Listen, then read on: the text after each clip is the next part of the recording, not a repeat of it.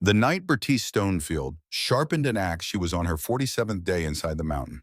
The fire had burned down to a fist-sized knot of orange light, and outside the blizzard pressed against the rock face with the weight of something that had no patience and no mercy.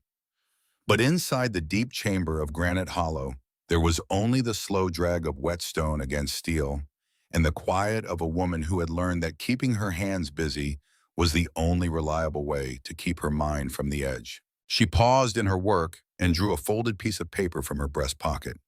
She held it close to the dying fire and read it aloud, her voice barely above a whisper, the words rising and falling with the deliberateness of someone reading a prayer they have memorized but still need to hear. The paper was soft from handling the creases worn almost through. When she finished, she folded it exactly as it had been folded before, pressed it flat against her sternum, and returned it to her pocket. Then she picked up the whetstone and resumed the long, even strokes her husband had shown her, and she did not look up again for a long time. The man who had taught her how to sharpen an axe was 4 months in the ground. 20 miles away, in a different kind of dark, another person was also awake. Norval stood in the spruce trees 60 yards upslope from a narrow crack in the limestone face, his breath coming in slow white plumes that the wind took immediately. He had been standing there for perhaps 20 minutes. He did so without fully understanding why, which was itself a kind of understanding he had spent 3 years trying to avoid. This was the 12th time he had climbed up here in the dark. He had not told this to anyone, and he would not. He only knew that on the nights he did not come, he did not sleep. He listened. After a while, very faint, filtered through 40 feet of solid rock and 2 feet of packed snow, he heard what he had come to hear, the sound of a fire being tended, the sound of someone alive. He stood there a moment longer. Then he turned and walked back down the mountain in the dark, and the night closed around him, and if the mountain noticed either of them at all, it gave no sign. 8 weeks before that night, Bertice Stonefield had been standing at the edge of a fresh grave with a shovel in both hands. Theron Stonefield died the way most men died in the logging camps above Ashford Creek, which was to say, without warning, without ceremony, and without the chance to say anything to anyone who mattered. He had been reading the grain of a white pine on the North Ridge on the 14th of October, measuring the fall angle with the practiced eye of a man who had brought down 1,000 trees without incident. A widowmaker branch concealed by the canopy, in 3 years of quiet rot, dropped from 60 feet and struck the back of his neck. He did not suffer. The men who carried him down told Bertice this at the mill office, and she believed them because Theron was not a man who did anything slowly or incompletely. She was 32 years old. She had no family left. Her parents had died within a year of each other in Ohio a decade ago, and she had come west with a single trunk and the stubborn conviction that a life could be built from willingness alone. She had met Theron Stonefield at a church social in the spring of 1949 and married him 6 months later, and in 3 years they had built a 2-room timber cabin, a root cellar, a small barn, and the particular kind of life that does not look like much from the outside, but means everything to the people living inside it. She buried him on the 4th day after the accident in the soft earth behind the cabin. The whole of Ashford Creek could have come. The logging town had fewer than 300 people, and Theron had worked alongside most of them for years. A handful showed up. Most did not. Bertice registered this without fully processing it yet. She was too tired, and the grief was still too new, and the grave required her full attention. When it was done, she stood at the edge of the plot with the shovel in both hands and watched the last light leaving the ridgeline and waited for the feeling that it was over, that she could rest. It did not come. It would not come for a long time. Among those who did not attend the burial, there was one absence that would matter more than any other.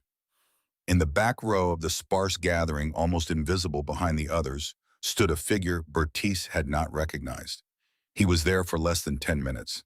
He stood with his hat held against his chest in both hands and looked at the mound of fresh earth with an expression that was not grief shown, but was related to it the way a scar is related to a wound. Then he turned and walked back down the hill before the last words were spoken. Bertice saw him only from a distance and did not know his name.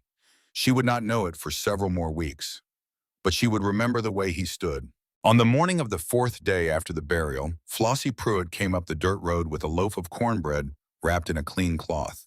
Flossie was 38, lean and economical in her movements, with the particular self-containment of a woman who had been running her own household without help for over a year. Her husband Merwin had gone into the Greystone mine in September of the previous year and had not returned. The company recorded it as a structural accident. The insurance adjusters recorded it as an unresolved claim pending documentation of death. Flossie recorded it the way she recorded everything the official world did to her and women like her, which was quietly and with precision in the back of her mind, where she kept all the things that could not yet be used. They sat at the kitchen table with their coffee and said nothing for a while, which was the most honest form of company Ashford Creek generally had to offer. Then Flossie set her cup down and looked at the road through the window rather than at Bertice. Yesterday morning, she said, Norvin Stonefield was at the county land office. Frank Hauser told my neighbor he was there over an hour going through the deed records. Bertie said nothing. He came with Orford. Sheriff Grellin Orford had held his office for 9 years. Each election funded in substantial part by money that originated with Norvin Stonefield and arrived through enough intermediary hands that it was difficult to trace directly. Everyone in the valley understood the arrangement the way they understood the direction of the prevailing wind. It was not a secret, it was simply the weather. He could have been there for something unrelated, Bertice said. Flossie looked at her then. He wasn't. A silence stretched between them. Then Flossie did something Bertice had not expected.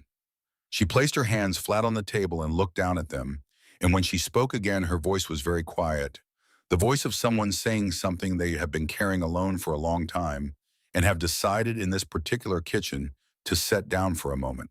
Merwin didn't sign anything before he went down, she said.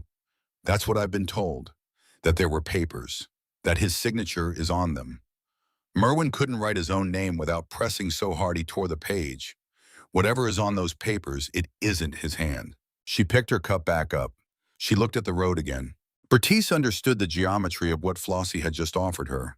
It was not sympathy. It was a map drawn by a woman who had been studying the same territory from a different angle for 14 months. Bertice did not yet know what to do with it, but she held it carefully the way you hold something whose full weight you haven't yet measured. Flossie stood to leave. She wrapped the leftover cornbread and left it on the counter. She was at the door when she stopped and turned back, and her voice dropped to something private and deliberate. If anyone comes today, she said, I'll stay at the end of the road. She did not explain what she meant by that. She did not need to. Some offers are understood without translation. Bertice stood at the kitchen window for a long time after Flossie left. She was turning over what she knew about Norvin Stonefield, the way you work a loose tooth with your tongue, testing the movement, gauging the depth of the problem. Theron had borrowed nothing from his brother. Theron had never gambled. Theron had spent the entire month of April in the county hospital with 3 fractured ribs from a felling accident, and Bertice had visited him every day for 4 weeks, and there were records of all of it. Medical charts, nursing logs, a bill from the hospital they had finished paying off in August. She knew all of that. What she was only beginning to understand was that it might not matter. Norvin's truck came up the road at 2 in the afternoon with the engine knocking, and Orvala seated in the passenger side with her hands folded in her lap. Bertice watched from the window before she went to the door. She had time to notice that Sheriff Orford's cruiser was parked at the bottom of the road 30 yards back, the engine idling. The sheriff did not get out. He did not need to. His presence at that distance communicated everything it needed to communicate, which was that the machinery of local government had already been set in motion, and Bertice Stonefield was on the wrong side of it. Norvin stepped out and came up the path without hurrying. He was 43, 4 years older than Theron had been, and he carried his brother's general shape. In a coarser form, the same broad shoulders and square jaw rendered heavier, less precise, as if the original pattern had been copied by someone working from memory. His nose had been broken twice and healed badly.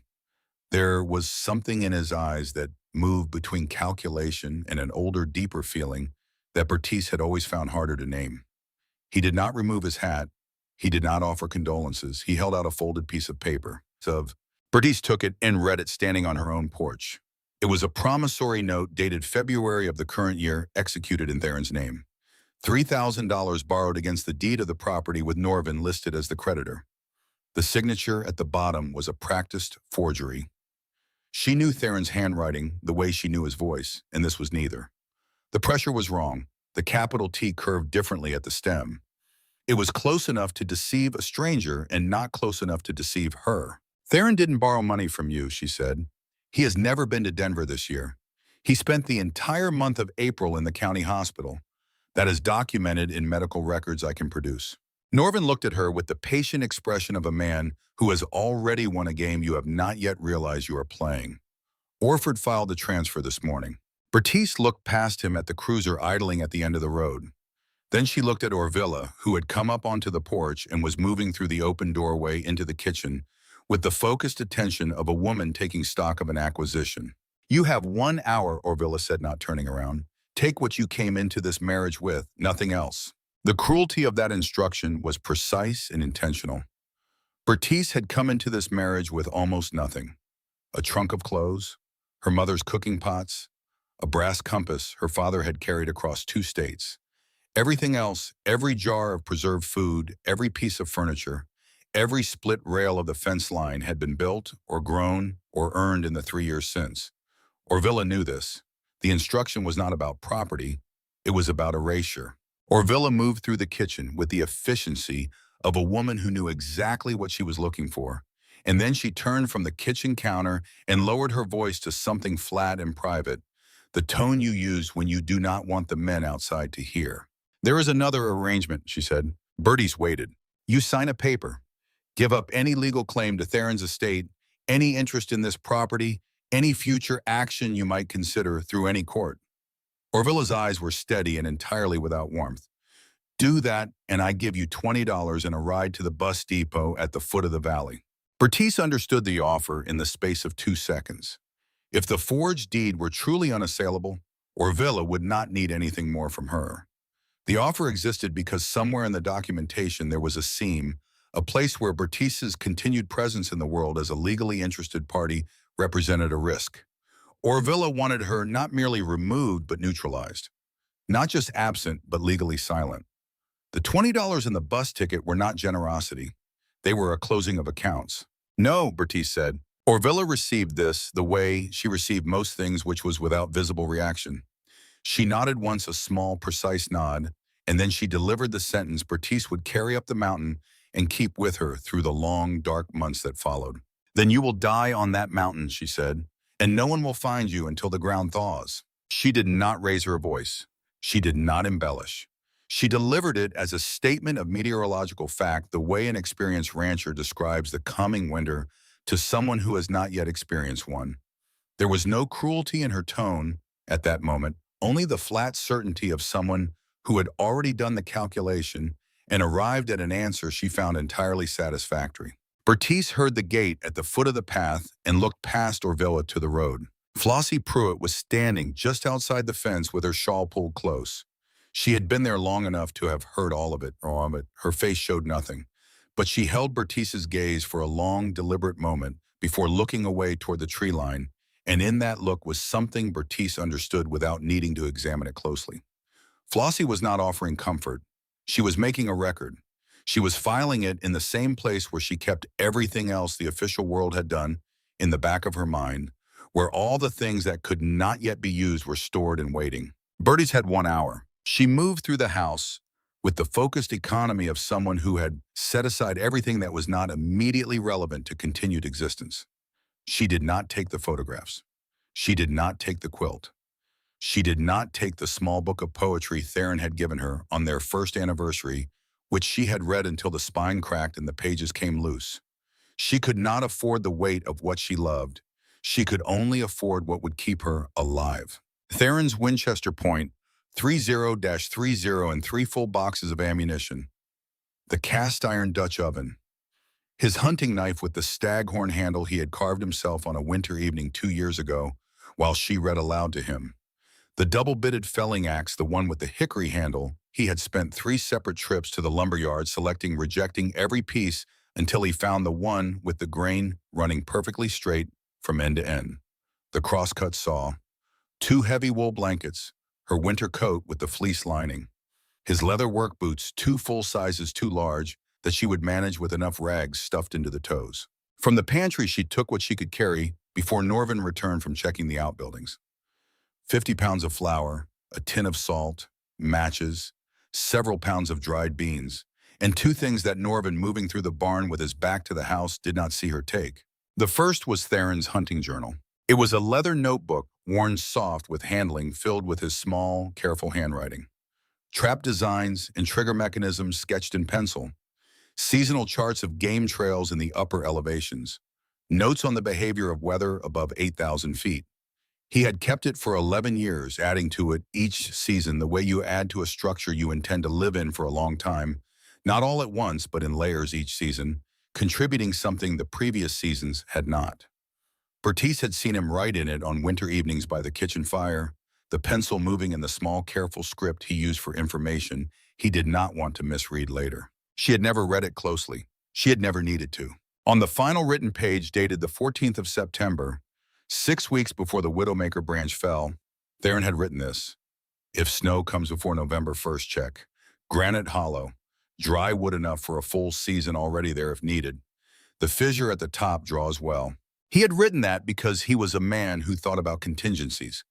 He planned the way a good carpenter measures twice before cutting once. He could not have known he was writing instructions for his wife's survival. But the mountain had its own logic, and Theron had understood that logic better than most men alive. And in the end, his knowledge was the most valuable thing he left behind. The second item was the brass compass from her coat pocket. Small, heavy for its size, accurate to within half a degree. It had belonged to her father and had traveled from western Pennsylvania to Ohio to Colorado in various pockets and trunks over 30 years. Norvin did not know it existed. She carried it out of the house without anyone seeing. When the hour ended, Norvin stood at the front door with his hand resting on the butt of his revolver and watched her pull the garden cart down the path. When Bertice reached the tree line, he called after her, his voice carrying across the yard with the ease of a man accustomed to being heard. "Don't let me find you on the East Trail," he said. Then, after a pause that had been calculated for effect, "And Bertie, if the arrangement my wife offered starts to sound reasonable, once the cold sets in, you know where to find me. I'm willing to be accommodating." There was a particular quality to the word accommodating that Bertice felt in her stomach. It was not about money or property. It was the language of a man reminding a woman of her available options once all the other options have been removed, offered with a smile that was worse than the threat it contained. She did not turn around. She did not answer. She walked into the trees and the darkness swallowed her, and behind her the sound of the idling cruiser finally after a long time faded into the distance. But as the forest closed around her and the trail rose beneath her feet, something Norvin had said lodged itself in her mind and would not leave. He had called her Bertie, not Bertice, the name she had used since arriving in Colorado. Bertie, the name Theron had called her, the name that belonged to private rooms and quiet evenings, the name that existed only inside the particular life they had built together, and that no one else in Ashford Creek had ever used. Norvin had known that name, which meant he had been paying closer attention for longer than she had understood, and the machinery of what he had done was not improvised in the weeks since Theron's death. It had been prepared. The forgery, the filing the sheriff, at the end of the road, the hour's notice delivered with Orvila's flat certainty. This had been assembled the way a careful man assembles something he intends to use exactly once and cannot afford to have fail. That night in the back room of the saloon Norvin owned through a proxy license, Norval sat at the end of the bar with a glass of rye he was not drinking. Norval was 40 years old and looked older in the particular way of men who spent their lives at altitude. The skin weathered and deeply lined the eyes, carrying a stillness that comes not from peace, but from long familiarity with hard things. He had guided hunting parties above the snow line for 2 decades. He knew the ridges above Ashford Creek the way other men knew their own kitchen tables. Norvin put a folded bill on the bar without preamble. "Find out where she goes. That is all I need." Norval looked at the bill. He looked at Norvin. He picked up the money and put it in his shirt pocket.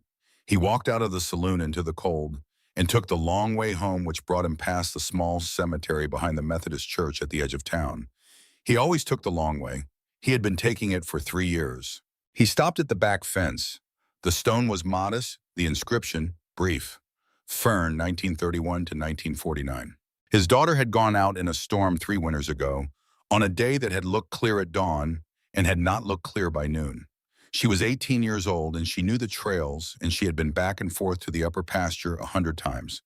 The storm had moved in from the northwest faster than anyone had anticipated, and Norval had been in town when it happened. in the same saloon, with the same whiskey, when the weather changed and his daughter walked into it alone. They found her in April, 2 miles from the road, curled under a pine tree, as if she had simply lain down because she was tired. Norval stood at the grave until his feet were numb. He thought about the money in his shirt pocket. He thought about his daughter. He did not resolve the distance between those two thoughts before morning came. Bertice climbed through the last hour of October daylight, with the cart dragging behind her over roots and frozen ground, her breath coming in white bursts that the wind took immediately. The trail was familiar the way things become familiar, through love rather than repetition. She had walked sections of it with Theron in each of their 3 autumns, and her feet remembered the angles of the switchbacks and the places where the trail flattened briefly, and she could straighten her back and breathe.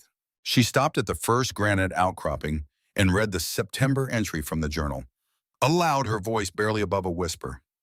She put the journal back in her breast pocket, where it rested against her sternum with the comfortable solidity of a thing that matters. The Ute wayfinding marks were carved into the eastern face of a boulder at the second switchback. Theron had learned the system from his grandfather, who had learned it from the people who had understood this mountain for centuries before anyone arrived from elsewhere to claim ownership of it. In the dark, with wind beginning to build from the northwest and her hands going cold inside her gloves, Bertice was not certain she would find them.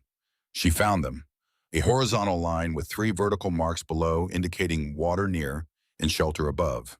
She turned north and climbed. The entrance to Granite Hollow was a vertical crack in the limestone face, narrow enough to require turning sideways and exhaling to pass through with the rucksack.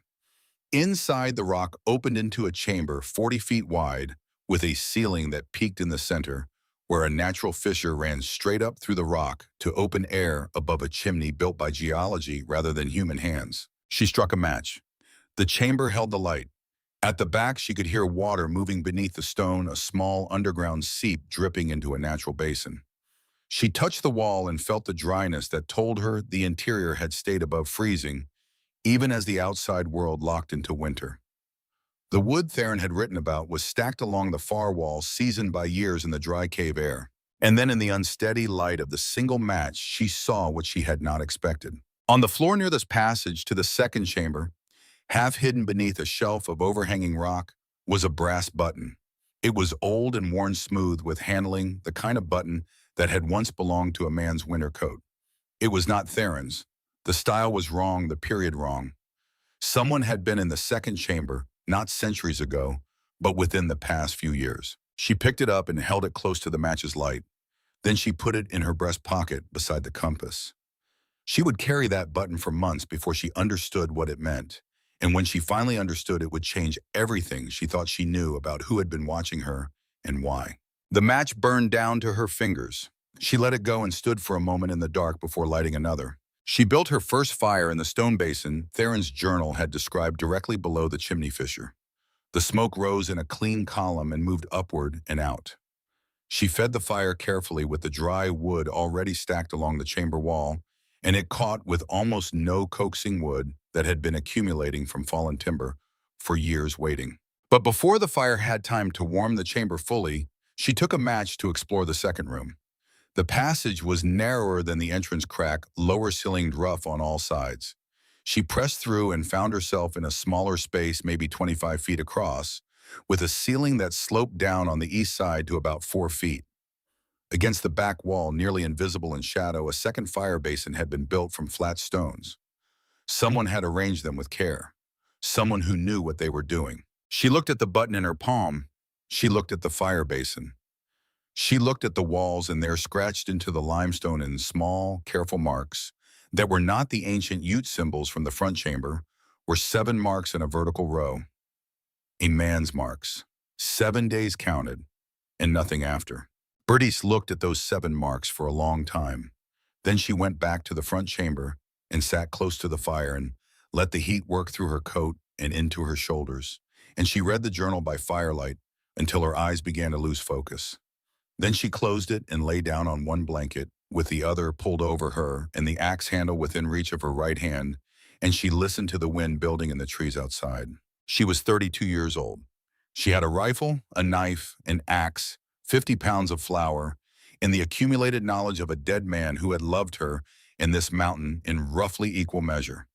She had been cast out of her home 4 days after burying her husband into the teeth of a Colorado winter that the old-timers were already calling the worst in a decade. The nearest town was 50 miles away through passes that would be buried in snow within the week. Orvilla had told her she would die here. Bertice Stonefield had decided with the particular quiet certainty of a woman who has run out of room for uncertainty that Orvilla was wrong. Sleep came before she expected it. Heavy and immediate, the sleep of a body that had been running on controlled fear for 4 days and had finally found a place to set it down. In the last moment before unconsciousness, she heard something outside the entrance to the cave. Not wind, not the settlement of frozen rock. A branch bending under a weight somewhere in the spruce trees 20 feet from the entrance, and then the specific quality of silence that follows when something that was moving goes still. She did not reach for the rifle. She noted it and stored it and let sleep take her because there was nothing she could do about it in the dark, and because the work that would decide whether she lived or died began at first light, and she was going to need everything she had. On the 12th day, Bertice discovered she had been setting the wrong kind of trap. Not the deadfall traps. Those were working now, corrected and productive after adjustments she had found in Theron's journal, The South Line, and especially after she moved the trigger mechanism 3 inches closer to the bait. What she had been setting wrong without knowing it was a trap for herself. She had been living in the front chamber of Granite Hollow as if she were simply a woman camping in difficult circumstances, as if Norvin had made his point and moved on, as if the note he had pinned to her woodpile with her own skinning knife were a closing statement rather than an opening one. She understood her mistake at the exact moment she saw the boot prints. She had come back from checking the lower trap line in the gray morning light, her breath coming fast from the climb, a snowshoe hair hanging from her belt. She was thinking about the fire, about how the wood stack in the front chamber was getting low, and whether she should bring in more before the temperature dropped further. She came around the granite shelf 30 yards below the cave entrance and stopped walking. The prints were large, the sole pattern of work boots rather than hunting boots, and they had approached from the east trail, stood at her overflow woodpile for several minutes, judging by the depth of the impressions in the frost, and then retreated back toward the east ridge. They were fresh enough that the edges had not yet softened. Whoever had made them had been there within the last 2 hours while she was checking traps 200 yards to the west. She stood looking at those prints for a long time in the cold morning light. Then she went inside and counted her wood. Norvin had not taken anything yet. He had only looked. He was establishing what she had, gauging the right moment to take it in a way that would be most damaging. She recognized the patience in it. This was not a man acting from anger. This was a man who had waited years to step out of his brother's shadow, who had spent months preparing the forgery and the filing and the sheriff at the end of the road. He could wait another week. He could take his time. She had 1 day, maybe 2, before he came back with purpose. She did not waste either of them. The work of the next 48 hours was not the work of survival. It was the work of disappearance.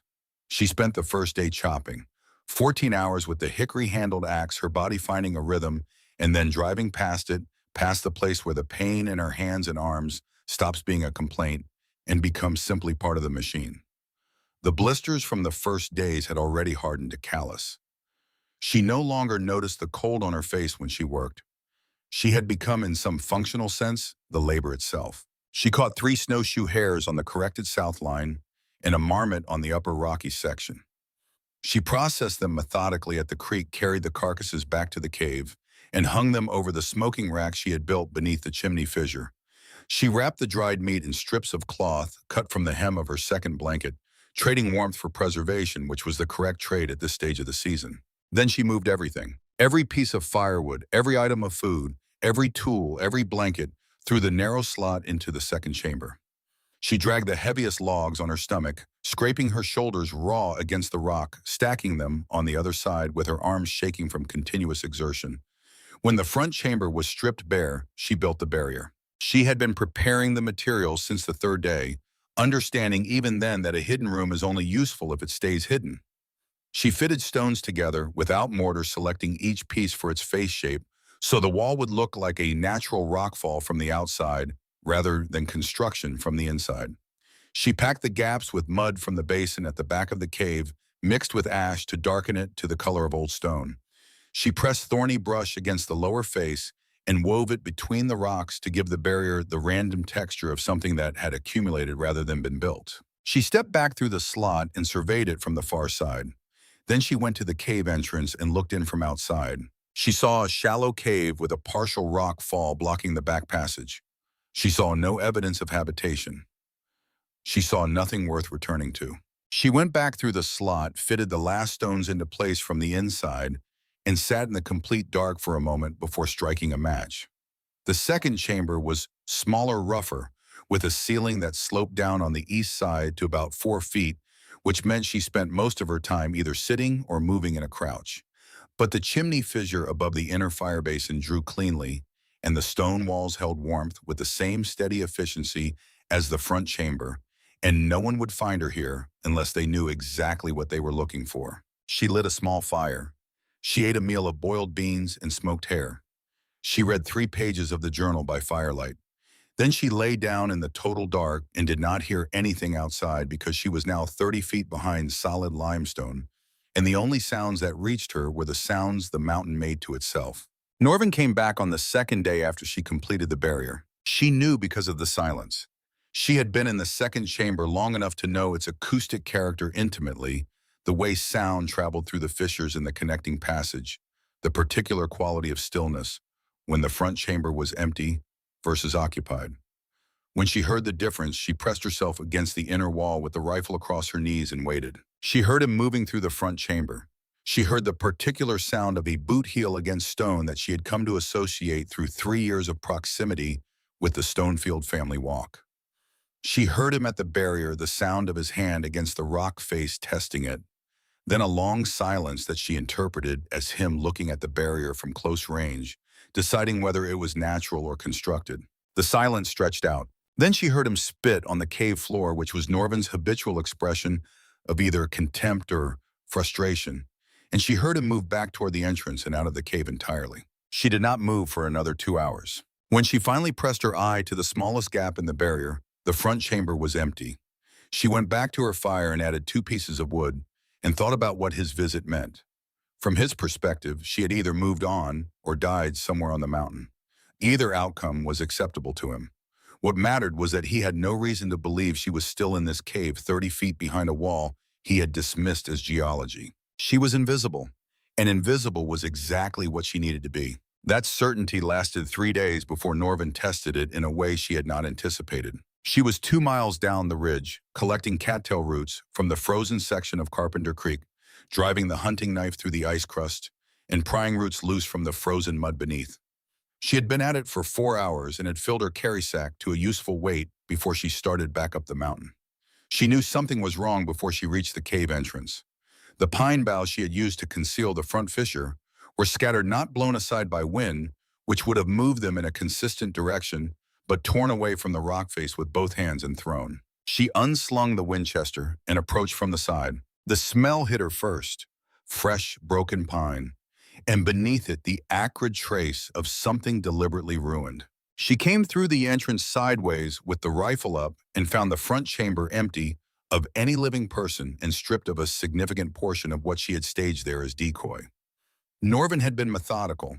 Not just the wood and the small food cache she had arranged in the front chamber as cover, but worse than that, he had found Theron's journal in its hiding place beneath the front firewood stack. He had not taken the whole journal. He had done something more deliberate. He had torn out selected pages from the back, the most recent pages, the ones in Theron's most careful handwriting. She could see the ragged edges where they had been removed. Pinned to the remaining wood stack with her own skinning knife was a piece of paper torn from a ledger. The handwriting was Norvin's, the letters large and angular and entirely sure of themselves. Thought you would be gone by now. Took what I needed for camp. Next time I will not bother leaving a note. Enjoy what is left of your winter wood. She read it 3 times, not because she had failed to understand it, but because she was converting what it made her feel into something she could use rather than something that would use her. The rage was real. She let it be real for exactly as long as it was useful, and then she set it aside and did the inventory. She gathered every scrap of torn paper as she could find on the floor of the front chamber. 4 pages crumpled and scattered 2 near the entrance where the draft had moved them. She smoothed each one against her knee. 3 were trap diagrams she had already committed to memory. The 4th was a paragraph in Theron's smallest, most careful script. She read it once. Then she read it again more slowly. Then she folded it with the precise care of someone handling something fragile and placed it in her breast pocket against her sternum. She would not understand for several more weeks how completely that piece of paper would save her life.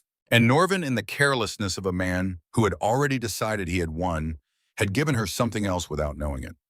The way he had moved through the front chamber, the things he had taken, and the things he had not told her, that he kept his working documents close when he was in the field on his person in a locked container, the way a man keeps the evidence of his crimes when he cannot afford to leave it somewhere it might be found. She filed that detail in the same place Flossie filed things, in the back of her mind, where it would wait until it could be used. The blizzard came in the 3rd week of November. She felt the barometric shift. First, a sudden pressure change. She registered as fullness in her sinuses, and behind her eyes a physical discomfort with no visible cause.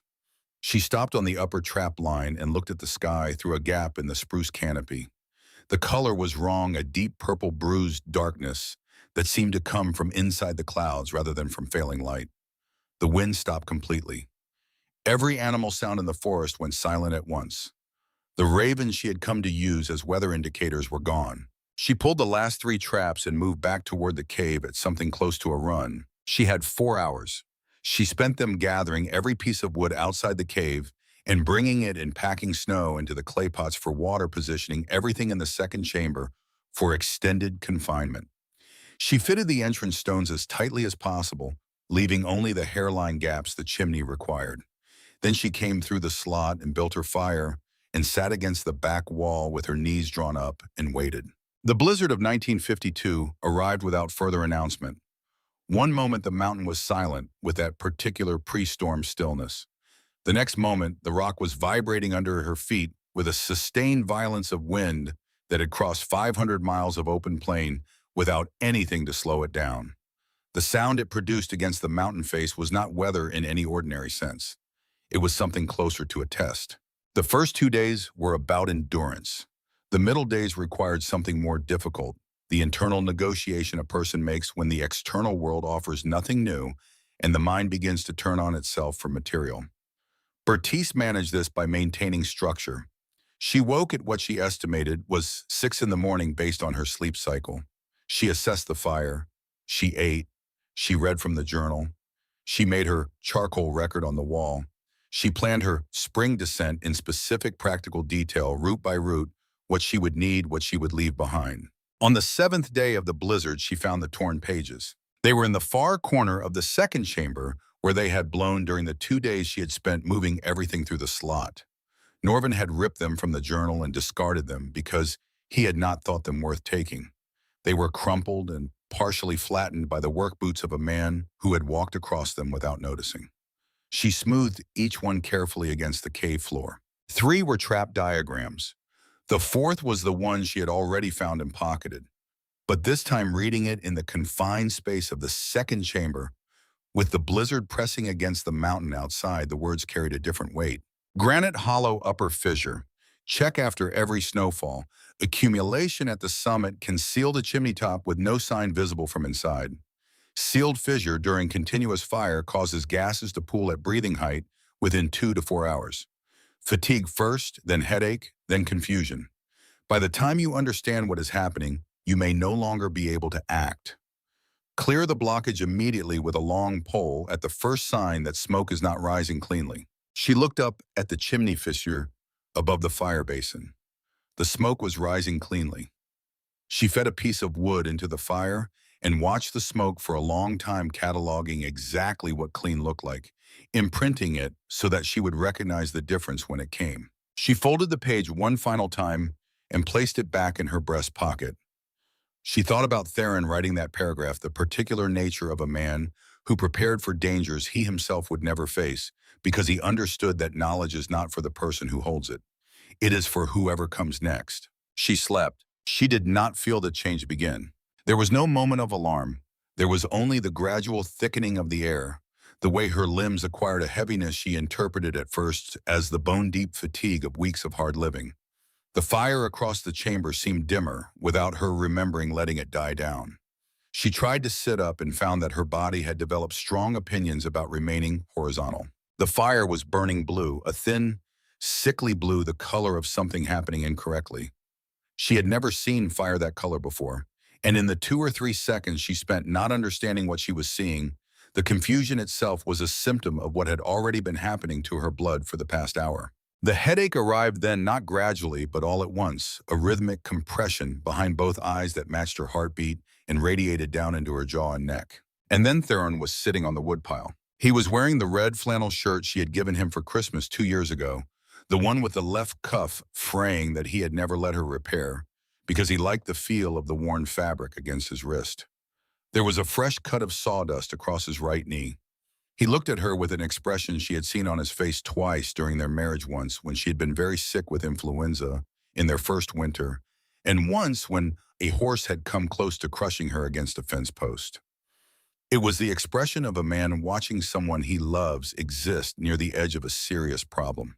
"Bertie," he said, "you've done enough. Rest now." The relief that moved through her was total and immediate, the complete release of every tension she had been sustaining since October 14th.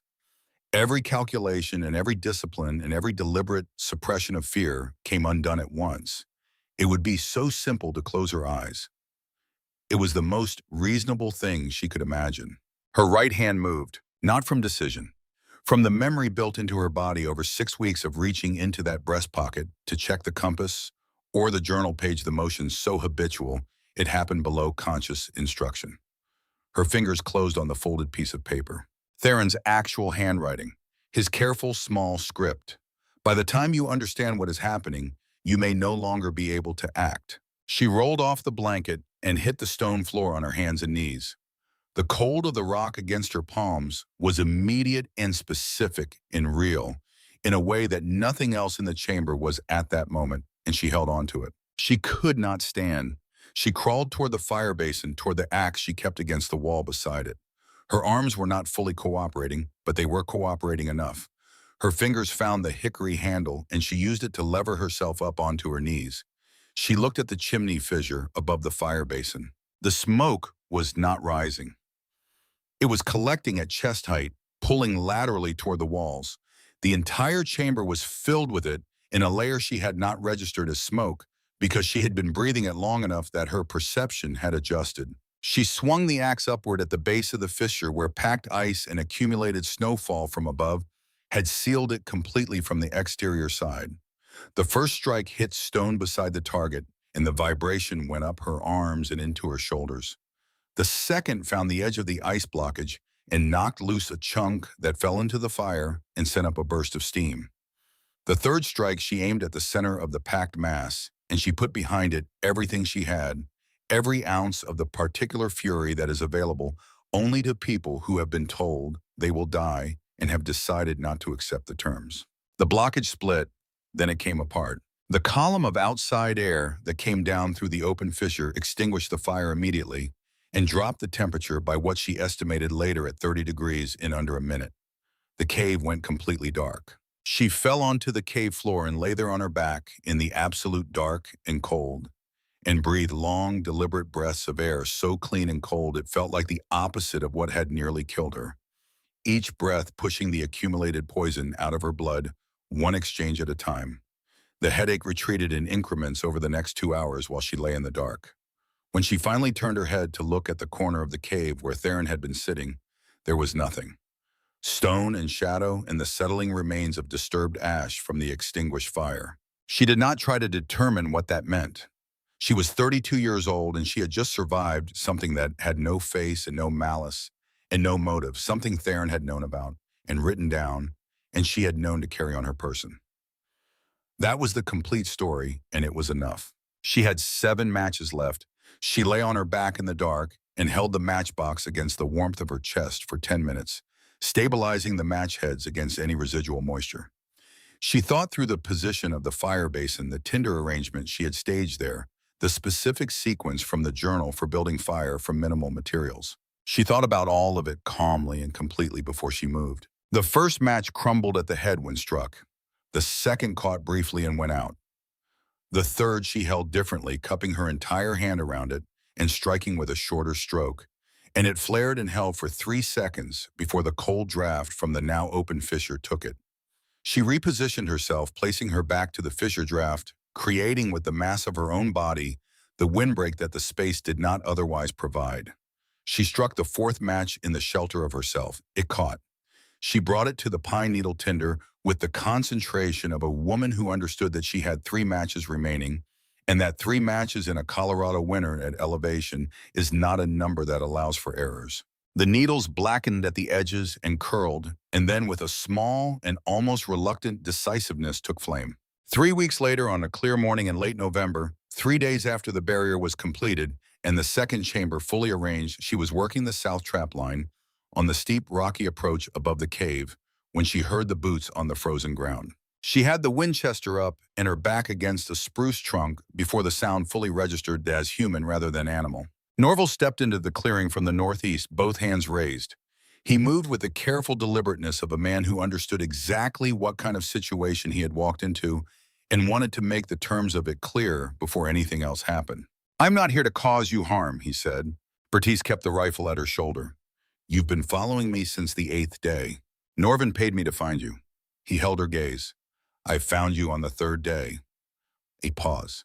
"I haven't sent word." The wind moved through the upper spruce branches. Bertice did not lower the rifle. "Why are you telling me now?" she said. Norval looked past her at the tree line rather than at her face, and she understood that this was not evasion. It was the look of a man about to say something true that he had not said to anyone. "My daughter went out in a storm 3 winters ago," he said. 18 years old. She knew these trails better than most men in the valley. "I was in town when the weather changed." He stopped there. The rest of it existed in the space his words had opened. Bertice held the rifle steady. She was watching something happen in the lines of his face, something shifting that had been said a long time ago.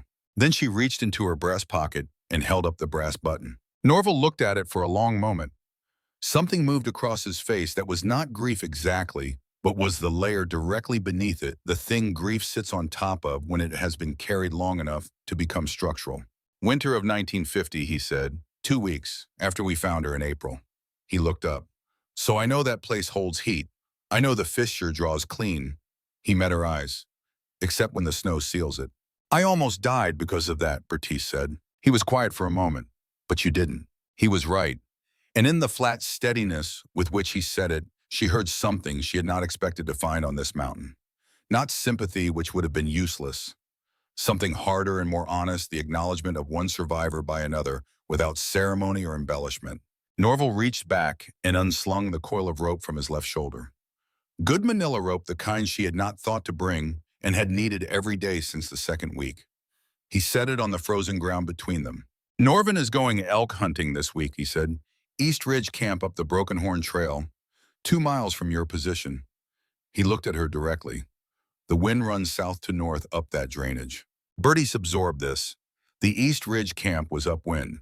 If Norvin was running dogs or carrying her scent from the front chamber, the drainage would carry it back to him. "One more thing," Norval said. "Your south trap line, move it 40 feet west. There's a game trail there that the journal maps don't show. Opened up 2 seasons ago after the lower creek rerouted." He turned to leave. "Your daughter," Bertice said. "What was her name?" He stopped walking. He did not turn around. The pause was long enough to be its own kind of answer. "Fern," he said. He went into the trees and the sound of his footsteps faded, and Bertice stood in the clearing, with the rifle lowering slowly to her side, holding the weight of what had just been exchanged. A warning, a tool, information about terrain, and the name of a dead girl that a man had been carrying alone for 3 years. She moved the south trap line 40 feet west that same afternoon. She caught a snowshoe hare the next morning on the relocated section. January arrived and stripped away everything that was not essential. The smoked meat ran out on the 9th day of the month. The dried beans ran out 4 days later. Bertice was surviving on boiled cattail roots, pine nuts, and pine needle tea that tasted like a forest floor after rain, which was not an unpleasant taste once she stopped expecting it to taste like anything else. She drank 2 cups a day because Theron's journal noted that men who spent winters above the snow line without green things developed a particular weakness that started in the gums, and 2 cups a day was the minimum to prevent it. 20 miles below her in the town of Ashford Creek, Flossie Pruitt was doing what she had been doing for 14 months, running the boarding house with both hands, feeding 3 children, keeping accounts in her memory that no one could confiscate. Every time she saw Orford's cruiser pass the boarding house window, she added an entry. Every time she saw Norvin's truck parked outside the land office, she added an entry. She was building something that had no physical form and could not be searched or seized or burned. But Orford knew she had stood at the fence in October and heard what Orvilla said. And Orford, unlike Norvin, did not rely only on blunt instruments. On the third Wednesday of January, Deputy Perdue came to the boarding house door. Perdue was 35, broad-shouldered, with the careful manner of a man who has spent enough years in proximity to corruption to know its smell without having fully decided what to do about it. He said he was there to check the business license renewal. Flossie knew he was not. "Any word on the Stonefield woman?" he asked, leaning against the doorframe in the way men lean when they are trying not to look like they are asking what they are asking. "I wouldn't know anything about that," Flossie said, each word separated from the next by a full stop of silence, flat and without inflection. Perdue nodded slowly. He was about to leave when Flossie's youngest boy appeared at the top of the interior staircase, 7 years old, looking down at the man in the doorway with the open curiosity of a child who has not yet learned to be afraid of uniforms. Perdue looked at the boy. He held the look 1 second longer than he needed to. Flossie registered the language of that look the way she registered everything. She added it to the account she kept in the back of her mind. She closed the door after Perdue was gone and stood in the hallway with her hand still on the latch, and she thought about what it meant that they were now involving the children in the arithmetic. She thought about Bertice Stonefield on that mountain. She thought about what it costs a person to hold both grief and strategy at the same time without letting either one consume the other. She thought about whether the woman who had walked into those trees in October was the same woman who would eventually walk back out. Then she went back to work because there was nothing else to do and because the account was not yet ready to be used. On a night in the middle of February, in a cold so deep it seemed to have become load-bearing, Bertice heard the sound outside the sealed entrance. A cough, human, muffled by 40 feet of rock and 2 feet of compacted snow, but unmistakably a person rather than an animal or wind. She was on her feet with the Winchester before the sound finished. She pressed herself against the inner face of the barrier in the total dark and listened. Nothing more. No footsteps, no voices, no sound of anyone forcing the entrance or testing the rock face. Just that single cough and then the deep silence of a mountain at 20 below zero in the middle of the night. She did not sleep for the rest of that night. She sat against the inner wall with the rifle across her knees and thought about who would be on this mountain in the deep dark of a February night during the worst winter in a decade. At first light, she found the gap in the barrier stones that gave her a sight line to the area outside the entrance and looked through it.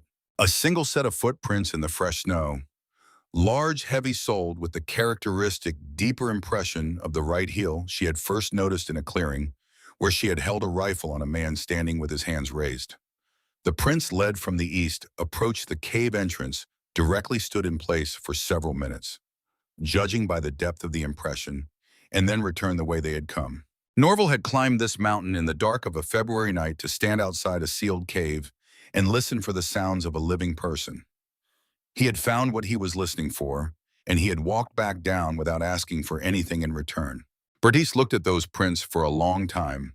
She thought about the money Norvin had put on the bar and the shape of a man standing at a gravestone in an October cemetery and the coil of rope left on frozen ground in a clearing.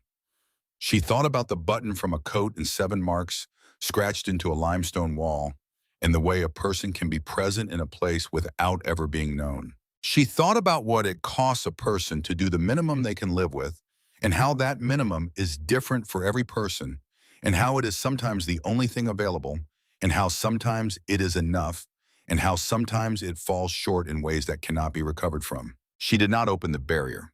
She went back inside and rebuilt the fire and made her morning record on the wall. Outside, the February cold held the mountain in its grip, patient and absolute, entirely indifferent to whatever was happening inside the rock. But Bertice Stonefield was inside the rock, and she was still making marks on the wall, and every mark was another day that Orvilla Stonefield had been wrong about the weather. The end of winter did not announce itself. It arrived the way serious things arrive in the mountains, not with drama, but with a gradual shift in the quality of everything. The angle of light through the chimney fissure changed by a degree or two, almost imperceptible. But Bertice had been living by that light for 5 months, and she noticed it the way a sailor notices a change in the current before the surface of the water shows any sign. The temperature of the air coming down from above held a different character, less absolute, as if the cold had decided to maintain its position rather than press forward. And the ice on the cave walls, the gray crystal that had decorated the second chamber since January, began to release its grip on the stone and weep thin lines of water down to the floor. She stood before the charcoal record on the wall one morning in late March and counted not the individual marks but the complete shape of them, the accumulated record of a woman who had been inside this mountain since October. The number she arrived at was larger than she had expected. Larger than Orvilla had calculated when she made her prediction on the porch of a house that no longer felt like the most important thing Bertice owned. What she owned now was harder to name and heavier to carry. She had arrived on this mountain with grief and a rucksack. She was leaving it with something the mountain had pressed into her through 5 months of sustained and specific pressure, the way a die stamps a shape into metal, not by adding material, but by forcing what was already there into a form it could not have taken any other way. She began the work of getting out. The snow above the cave entrance had compacted into a mass her improvised shovel handle could not break from below. She worked from inside the slot, driving upward at an angle toward where she calculated the surface to be, and when the shaft broke through, she felt the cold outside air, and then the light pale and specific, the light of a March morning in the Colorado Rockies, with the worst winter in a decade finally beginning to release its claim. She dug for 4 hours. When she finally pushed her head above the surface of the snowpack, the brightness was so complete and so absolute after months of firelight and chimney-filtered gray that she closed her eyes reflexively and held them closed for a full minute before she could make them open again. The world had been rearranged. The forest below the cave was buried to the lower branches of the spruce trees in drifts that had compacted and refrozen through multiple storm cycles into something nearly structural. The open slope above was unrecognizable as the terrain she had been moving through since October. She stood on the surface of the snowpack and looked at the sky. Pale blue and entirely clear, the sun already carrying a warmth that was modest but real. The first warmth she had felt from any source other than fire in 5 months. Then she looked at her hands. She had not seen them clearly in natural light since October. The woman who had owned these hands in the fall had soft palms and a wedding ring that had never once needed adjusting because Theron had measured the sizing 3 times before ordering it. The hands she was looking at now were scarred across the palms and dark at the knuckles and strong in a way that the October version had not been strong. The ring was still there, worn smooth from months of work, but the hands around it belonged to someone the October version of herself would not have entirely recognized. She stood there for 2 minutes with the sun on her face. Then she went back in awe for the last time and began packing. Before she packed, she did something she had not permitted herself to do in months. She went to the still pool near the underground seep at the back of the second chamber and crouched beside it and looked at her reflection in the firelight. The face looking back was hers, and it was not hers. The cheekbones were more pronounced. The eyes held a steadiness the October version had not possessed, not the steadiness of a woman at peace, but the steadiness of a woman who had looked at very difficult things for a very long time and had not looked away. She looked at that face for a long moment, not mourning the woman she had been, not celebrating the woman she had become, simply taking the measure of the distance between them and understanding that the distance was real and could not be crossed in either direction. She thought about Orvilla saying you will die on that mountain with the flat certainty of a weather forecast. She thought about how that forecast had assumed a version of Bertice Stonefield that had stopped existing somewhere around the 3rd week of November. The woman in the pool was the result of what had replaced her, and whatever else she was not the woman Orvilla had predicted would not survive. She stood up and began packing. She left behind what had no value outside the mountain. The clay pots, the smoking rack frame, the charcoal record on the wall which she could not take and would not have taken even if she could because it belonged to the cave the way the Ute symbols belonged to the cave, as evidence that someone had been here and had endured. She fashioned snowshoes from birch branches and the last strips of hide from the winter trapping. Crude and functional. Sufficient. She looked at the second chamber one final time, the fire basin, the marked wall, the slot through which she had dragged everything she owned on her stomach in the dark.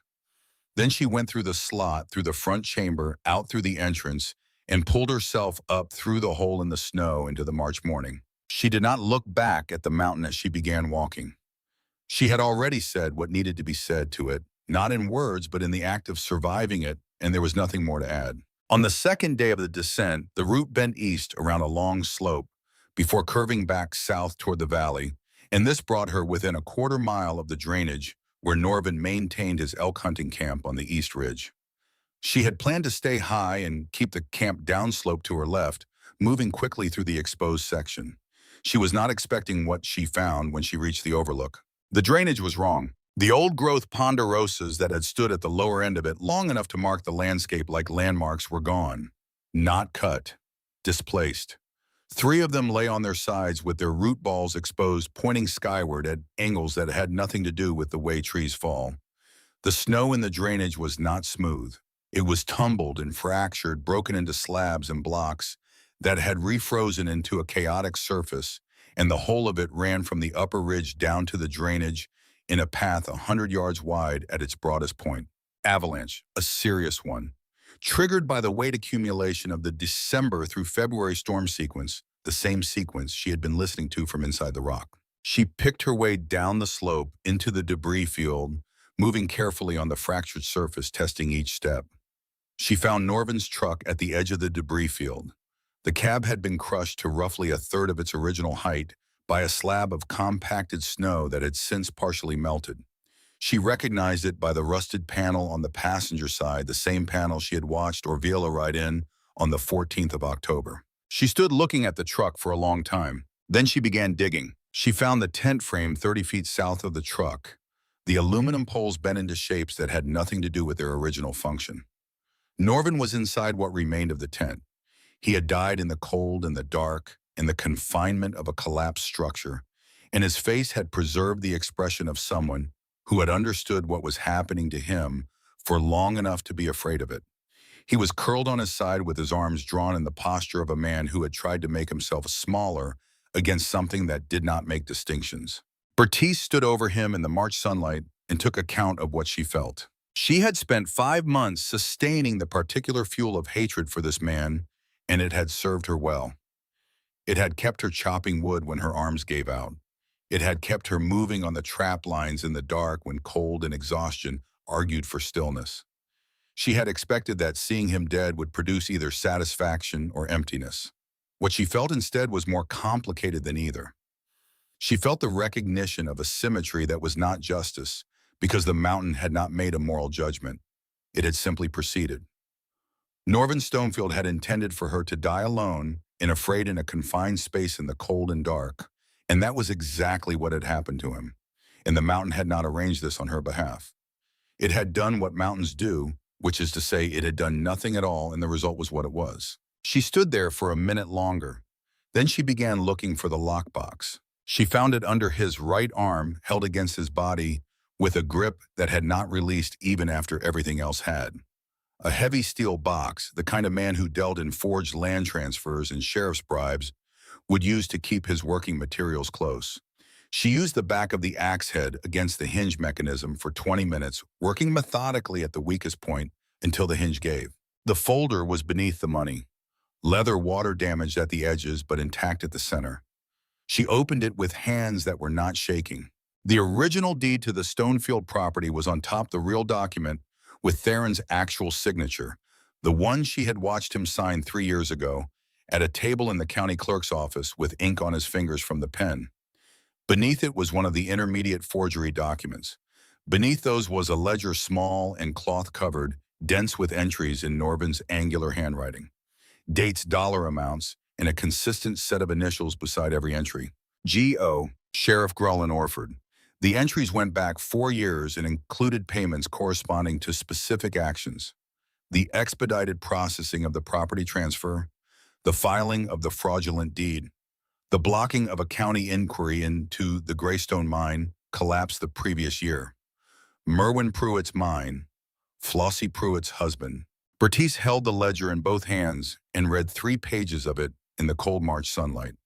Then she found the sealed envelope at the bottom of the folder addressed to a law office in Denver never sent. It contained instructions for applying the same method to 2 adjacent properties in the valley. Norvin had not been finishing something. He had been beginning something. She put everything in the folder. The folder went into her rucksack beside Theron's journal. She shouldered the rucksack and picked up the lockbox separately in her left hand and began walking south toward Ashford Creek. She was a mile above the pasture road when she saw Norval. He was sitting on a flat boulder at the edge of the trail, and he was not pretending he had ended up there by coincidence. He was simply waiting the way men who have spent 20 years guiding hunting parties learn to wait without urgency about the outcome, with full attention on the moment itself. He looked at her when she came around the switchback. He looked at the rucksack and the Winchester and the lockbox she was carrying separately in her left hand, and he did not ask a single question because the answers were either obvious or none of his business. Norvin, he said, the east drainage. An avalanche, sometime in January. Norval received this with the stillness of a man who has already considered the possibility and is now simply closing the account. He looked at the lockbox. You found what you needed. Yes. He stood up from the boulder. He was carrying nothing, which meant he had not come up the mountain for any practical purpose. He had come to see whether she made it down, whether the choice he had made in November, the choice to do the minimum he could live with, had been enough. You can testify to what Norvin paid you to do, Bertice said, if you're willing. He looked at the mountain above them, at the white still holding on the upper elevations, at the place where she had spent 5 months inside the rock. Then he looked at her. I'm willing, he said. There will likely be a fine, or worse. I know what there will be. He said it without self-pity, which was the only way it could be said with any dignity. I've known for some time. A silence settled between them, the kind that does not require filling. Your daughter, Bertice said. Fern. He looked at her. She was on this mountain, Bertice said. In a storm, alone. The mountain didn't hold that against her. It doesn't hold anything against anyone. It is simply what it is. She paused. Whatever comfort that is worth it is true. And the 7 marks on that wall in the second chamber, the days you spent up there after you found her, those belong to the mountain now too. They'll be there long after both of us are gone. She's part of this place. That's not nothing. Norval looked at her for a long moment with an expression she could not entirely rid the expression of a man receiving something he had not expected and did not yet know how to hold. It was not peace exactly. It was something that could, with time, become the ground on which peace might eventually stand. He nodded once, a single small movement. Then he turned and began walking down the trail ahead of her toward the valley. She followed. They came down the last mile of mountain together in the April morning, not speaking, not needing to a tracker who had done the minimum he could live with, walking in front of a woman who had done considerably more than that. And below them, the mud roads of Ashford Creek were catching the first real warmth of the season. Doc Orvin was riding north on the pasture road when Bertice stepped into the middle of it. His horse stopped. He looked up from under the brim of his hat and looked at her for a long moment without speaking, the way a doctor looks at a patient when the assessment is happening before the greeting. Then he got down from the horse and stood in the road in front of her, and something shifted behind his professional composure. Something that had been held in place for a long time by the effort of a man who has made a private accommodation with his own silence and has never been entirely comfortable with the terms of it. Mrs. Stonefield, he said. Doctor. She looked at him steadily. I need you to find Judge Leland, only Judge Leland, before anything else. Tell him Bertice Stonefield has come down from the mountain and has documentation that requires his immediate attention. Doc Orvin was quiet. Orford will know you're in town within the hour. I know. He is not a man who yields gracefully when cornered. I have the ledger, Bertice said. Every payment he received from Norvin Stonefield for 4 years, including the payments connected to the Greystone mine inquiry. Doc Orvin went very still. The wind moved through the pasture grass. His horse shifted and breathed. Merwin Pruitt's mine, he said very quietly. Yes, Bertice said. He was quiet again longer this time. Bertice recognized what was happening in that silence because she had watched Flossie do the same calculation standing at a fence in October. The calculation a person makes when they have been holding a position for so long that shifting it means acknowledging how long they held it wrong. She did not rush him. She had learned over 5 months in a cave that certain things cannot be hurried without being broken. I have Theron's hospitalization records from April, Doc Orvin said at last. I kept them. I told myself it was standard record keeping, but that wasn't the reason, and I knew it. He looked at her. I knew what Norvin was capable of long before October. I told myself there was nothing to be done. He put his foot in the stirrup and mounted with some effort. There was always something to be done. He rode south. Bertice followed on foot, the rucksack on her back and the Winchester across her shoulder, and the folder pressed between her body and the inside of her coat. She came into Ashford Creek from the north on the main road, and the town received her the way small towns receive the unexpected awareness spreading from person to person ahead of her arrival, so that by the time she reached the central block, the street had acquired the quality of a held breath. The man stacking lumber outside the hardware store stopped with his arms full. The woman on the mercantile porch let her broom go still. A boy of 10 or 11 on the hitching post stared at her with uncomplicated astonishment. She did not perform for any of them. She walked at the same pace she had been walking for 3 days and looked straight ahead at the building she was walking toward. She saw Flossie Pruitt at the corner of the side street where the boarding house stood. Flossie was standing with her youngest child on her hip, watching Bertice the way she had watched her in October, the way of a woman tracking an account that has not yet been settled. Their eyes met. Flossie gave a small, precise nod, the one that meant, I am a witness and I have not forgotten. Bertice nodded back. She did not stop walking. The door to the post office building that also served as Orford's office was closed. Bertice pushed it open without knocking. Judge Leland was standing beside the postal counter with his hat in his hands, a tall man in his late 60s whose face carried the particular weathering of a lifetime of hard decisions in small rooms. Doc Orvin was in the corner. Sheriff Grellan Orford was seated at his desk with the specific stillness of a man who has been told to remain seated and understands the geometry of the situation well enough to comply. And standing against the far wall, not beside Orford, but across the room from him, was Deputy Perdue, 35 years old, broad-shouldered with the careful expression of a man who has recently made a decision he cannot unmake and is living inside the first minutes of what that decision means. Orford looked at Bertice when she came through the door. He was 55 years old and looked older. His hand moved toward the desk drawer and then stopped when Judge Leland said his name once quietly. Bertice set the rucksack down on the postal counter. She took the folder from inside her coat and placed it in front of Judge Leland.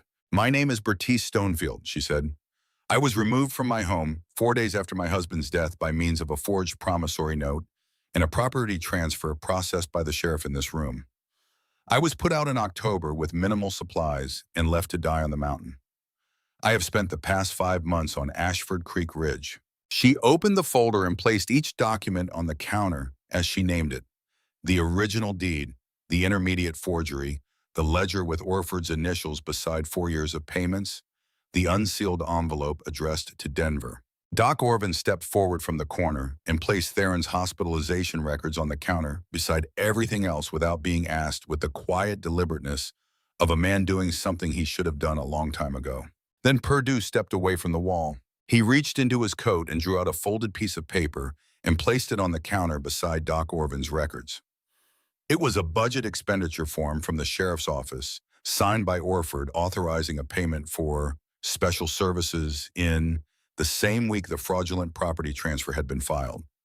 Perdue placed it on the counter and stepped back without a word. He did not look at Orford. Orford looked at him with the expression of a man who has just discovered that the one person he never thought to monitor had been watching. Judge Leland put on his glasses. He examined the deed. He opened the ledger. The room was very quiet. The fire in the corner stove made the only sound the small, steady sound of wood burning with nothing left to prove. Judge Leland read for a long time. He did not look up from the ledger when he finally spoke.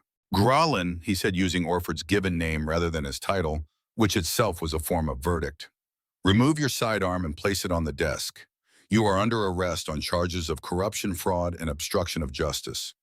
I will enumerate the specific counts before the end of the day. Orford looked at Bertice. He looked at Doc Orvin. He looked at Perdue with something that was past anger, something that had curdled into a kind of disbelief that contained within it the recognition of exactly how and when and where he had made the choices that had brought him to this room, to this moment, to the particular quality of the silence around him now. He looked at the postmaster behind the counter who had produced a shotgun from beneath it, with the quiet air of a man who'd been waiting for exactly this moment for longer than he was willing to say out loud. Orford unbuckled his gun belt. He set it on the desk. The sound it made was both heavy and final, a sound that closed something that had been open too long. Orvilla Stonefield was taken from the house on the east end of town within the hour by a Deputy Judge Leland, summoned by telegraph. Bertice was not present for this. She was sitting in Doc Orvin's examination room 2 blocks away, eating the first hot food she had consumed in 5 months, a bowl of beef broth with bread, while Doc Orvin assessed what 5 months of extreme conditions produce in a human body with the careful thoroughness of a man making a record he intends to stand behind. She heard Orvilla's voice at one point distant and rising from the direction of the east end of town. She could not make out the words. She did not try. Judge Leland came at 3 in the afternoon. "The property is yours," he said. "The deed is unambiguous once the forged note is removed from consideration. The funds in the lockbox will be pursued as restitution." He paused. "The Greystone mine inquiry will be reopened. It was improperly closed. That will be corrected." Bertice thought about Flossie Pruitt at the corner of the boarding house with her child on her hip. She thought about what 14 months of keeping a careful account in the back of your mind costs a person and what it means when that account is finally ready to be opened. "I cannot imagine what the last 5 months required of you," Judge Leland said. She looked at her hands on the table. The calluses would soften over time. The scars would not disappear, but they would fade to silver lines she would carry the rest of her life. She had lived with worse things than silver lines. When Bertice left Doc Orvin's office that evening, she walked 1 block south to the corner where Flossie's boarding house stood. Flossie was on the porch in the last of the afternoon light, her youngest on her hip, watching the street. Bertie stopped at the foot of the porch steps. "The Greystone mine inquiry," she said. "Judge Leland is reopening it." Flossie looked at her for a long moment. The child on her hip reached out and grabbed a fold of Flossie's shawl and held it. "Merwin," Flossie said. "Not a question. Just his name said, the way you say the name of something you have been carrying in a closed fist for a very long time and are only now in this moment on this porch in this cooling April air beginning to open your hand around." "Yes," Bertice said. They stood there for a moment. There was nothing else necessary to say. Both of them understood that the road from here to whatever justice looked like in the end was long and procedural and would require months of patience that neither of them was short of. But it was a road that had been blocked for 14 months, and it was now open. And that was a real thing in the world, a thing that had not existed this morning and existed now because Bertice Stonefield had gone up a mountain in October and had not come back down, the woman Orvilla expected. Flossie nodded. Not the witness nod from October. Something different, something that meant thank you in the only register that the word can be said correctly, which is without the word itself. Bertice nodded back. Then she turned and walked to Judge Leland's vehicle and got in, and they drove up the muddy road toward the mountain. Judge Leland drove her up the dirt road to the Stonefield property as the afternoon light began its descent toward the western ridge. They did not speak during the drive. The cabin was exactly as she had left it in October. The structure intact, the roofline Theron had planned with 3 days of careful calculation, still holding the sky out where it belonged. Norvin had used the kitchen primarily. The evidence of him was in the rearranged shelves, in the way the firewood was stacked wrong, in the particular disorder of a man who has never had to care about a place because he has always assumed it belonged to him. But the curtains her mother had sent from Ohio, that Theron had once called the most colorful thing in any room he had ever lived in, were still there. And the table she and Theron had built from a single board of Douglas fir was still there. And the chair Theron had sat in on winter evenings with the hunting journal in his lap was still there, pulled slightly away from the table at the angle that meant someone had been sitting in it recently, and she crossed the room and pushed it back to the angle that meant Theron. She stood at the edge of the yard and looked at the grave. The winter had done what winter does to disturbed earth.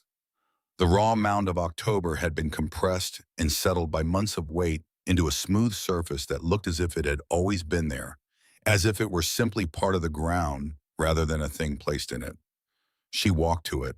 She reached into her breast pocket and took out the folded piece of paper for the last time. She thought about Theron writing the words on that page 6 weeks before the Widowmaker branch fell. She thought about a man who plans not for himself, but for whoever comes after him, who understands that knowledge is not a possession, but a form of care extended forward in time to people whose faces he cannot see.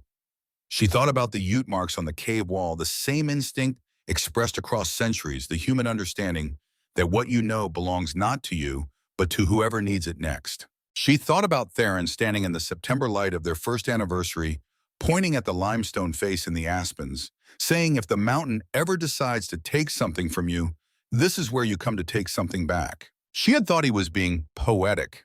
He was being practical. He was always being practical, and she had loved him for it, without always recognizing it as the thing she was loving. She gently folded the page one more time and pressed it flat with her palm.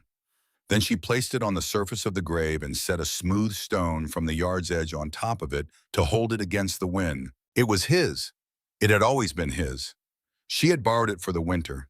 She was returning it now because the winter was over and she no longer needed to carry it, and the dead deserved to have their things returned. She turned and walked up the porch steps and took the iron key from Judge Leland's outstretched hand. She put it in the lock. The door opened. The interior smelled of someone else's winter of habits and cooking and the particular mustiness of months of absence. But underneath all of that, underneath the overlay of everything that did not belong, the house smelled like itself. Pine resin and wood smoke, in the combination that had been the smell of her life before October. The smell of work done together in the same rooms over the same years. The smell of a life that was not gone, but had been waiting the way a fire waits in good wood for the right conditions to return. She checked every room before she sat down. Not out of suspicion, out of 5 months of checking every space before fully entering it, which had become as natural and as involuntary as breathing. She went to the stove and laid a fire the way Theron had taught her, the smallest material, first building structure, before adding weight. When she struck the match, it caught on the first try, and the kitchen began to fill with warmth, and the house began to become a home again by the same incremental process by which all homes become homes, which is simply the accumulation of small, warm moments in a cold world, one after another, for as long as you are able. She stood in the kitchen and looked at the curtains in the wash of the afternoon light, and she thought that there is something worth noting in the stubbornness of things that were put in place with the intention of staying. Then she sat down at the table Theron had built and put her hands flat on the wood he had sanded smooth and listened to the fire and let herself be in the room without doing anything else for a while, because she had earned the right to simply be in a room, and because Theron had built this room to be lived in, and the best thing she could do for him now was to live in it. Behind her, the mountain rose against the late sky, its upper elevation still holding the white of the winter that had tried to finish her, the snow catching the last direct light a few minutes longer than the valley below. She had lived inside that mountain for 5 months. She had learned from it and endured it, and it had shaped her in ways she was only beginning to understand, the way you begin to understand a thing after it has already finished with you. She would carry what it had made of her for the rest of her life in the silver lines on her palms and in the particular steadiness behind her eyes, and in the way she would always for the rest of her days check the smoke before she trusted the fire. She was 32 years old. She had buried her husband and lost her home and survived the worst winter in a decade inside a cave with an axe and a dead man's notebook. She had come back down with evidence enough to dismantle a system of corruption that had operated in this valley for 4 years, and she had walked into the room where that system had its face, and she had set the evidence on the counter without raising her voice. She had not needed to raise her voice.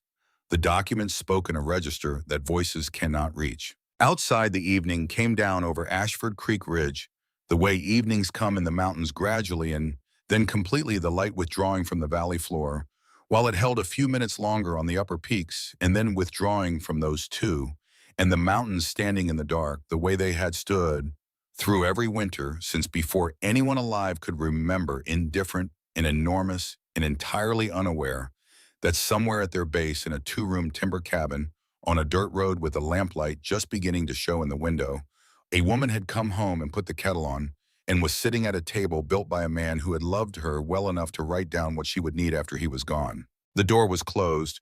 The fire was lit. The curtains her mother had sent from Ohio held their position at the window. Outside, the mountain held its silence.